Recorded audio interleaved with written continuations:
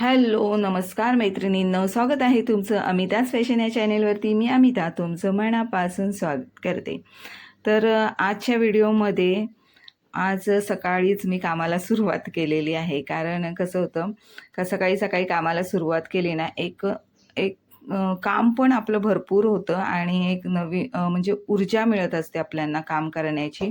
सकाळी कामाला सुरुवात केली ना का बरंचसं काम म्हणजे सकाळच्या वेळेमध्ये पूर्ण होऊन जातं आणि मग दुपारच्या वेळेमध्ये पाहिजे तेवढं काम आपल्याला करता येत नाही. म्हणून मग इथे मी सकाळीच आज कामाला सुरुवात केली विदाऊट अंघोळी माझी झालेली नाही.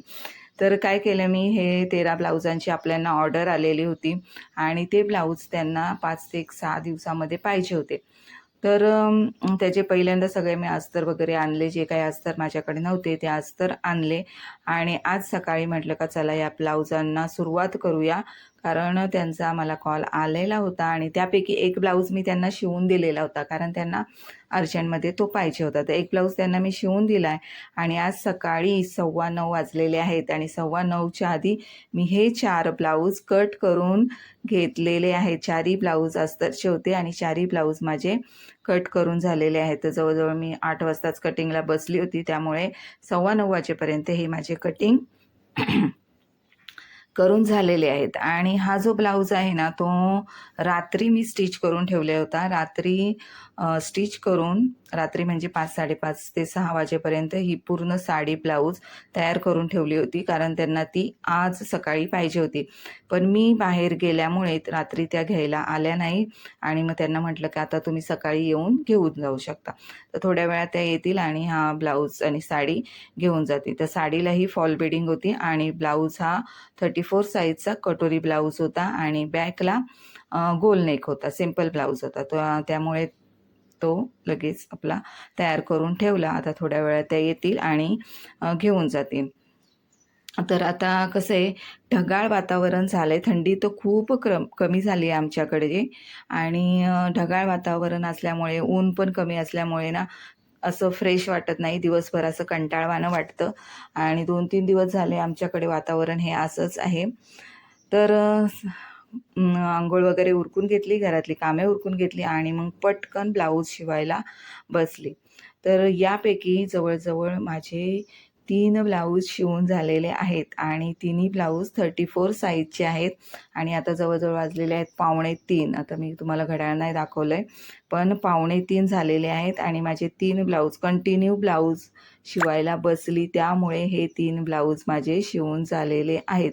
आणि हा जो चौथा ब्लाऊज मशीनवर आहे तोही माझा आज मला कंप्लीट करणंच आहे. तर त्याचाही फ्रंट पार्ट माझा शिवून झालेला आहे, जास्त जॉईन करून झालेला आहे आणि फ्रंट पार्ट जॉईन करून झालेला आहे. आता बॅक नेकचं मला डिझाईन बनवायचे, त्यामुळे ब्रेक घेतलेला आहे आणि भूकही लागलेली आहे. त्यामुळे म्हटलं का चला तो ब्लाऊज जरा मागे ठेवू आणि जेवून घेऊ पहिले. तर तुम्हाला दाखवते मी ते जे 3 ब्लाऊज शिवून झालेले आहेत ते या पद्धतीने शिवलेले आहेत. तर हा बघू शकता ब्लाऊजचा गळा या पद्धतीने केलेला आहे मी. डीप नेक आहेत खूप, हे 14.5ची उंची आहे आणि जवळजवळ 3 इंचाचं म्हणजे पाठीमागे पट्टी ठेवलेली आहे गळ्याला.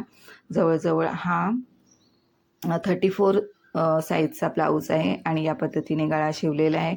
नॉड लावलेली आहे आणि छोटेसे लटकन केलेले आहेत त्याला कपड्याचेच आणि ह्याची स्लीव्ज खूप मोठे आहेत. स्लीव्जची उंची जवळजवळ 12 इंचाची आहे आणि यांच्या प्रत्येक ब्लाऊजला त्या म्हटला की या पद्धतीने थोडासा पफ, म्हणजे पफ पण नाही म्हणता येणार, त्याचा पफ एवढा काही पडत नाही.